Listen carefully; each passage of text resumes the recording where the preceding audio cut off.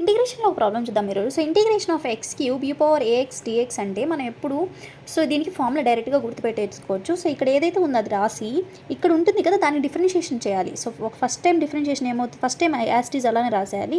Next x cube differentiation 3x² అవుతుంది, 3x² differentiation 6x అవుతుంది, and 6x differentiation 6 అవుతుంది. So మీరు ఆల్టర్నేట్గా ప్లస్ మైనస్ పెట్టుకోవాలి. ఇక్కడ ప్లస్ ఉంది కాబట్టి మైనస్, మైనస్ ఉంది కాబట్టి ప్లస్, అలా పెట్టుకున్న తర్వాత సో ఇక్కడ ఎంతైతే వాల్యూ ఉంటుందో దాన్ని a² a³ a4 ఇంకా ఉంటే ప్లస్ a⁴ అని రాసుకోవాలి. అంటే చూడండి ఫామ్ ఒకటి x² e⁴2x dxకి చేస్తున్నాను నేను ఎగ్జాంపుల్.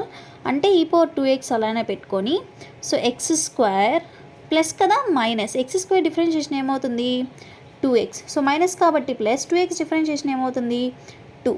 సో ఇక్కడ ఎంతైతే ఉందో దాన్ని by2² అంటే 4/2³ అంటే 8. సో ఆన్సర్ ఎంత వస్తుంది మనకి 2x into x²/2 minus 2 1s 2 2s 2 1s 2 4s అంటే x/2 ప్లస్ 1/4. ఇలా మనం ఈజీగా క్యాలిక్యులేట్ చేయొచ్చు. ప్లస్ c అనే ఒక ఇంటిగ్రేషన్ కాన్స్టెంట్.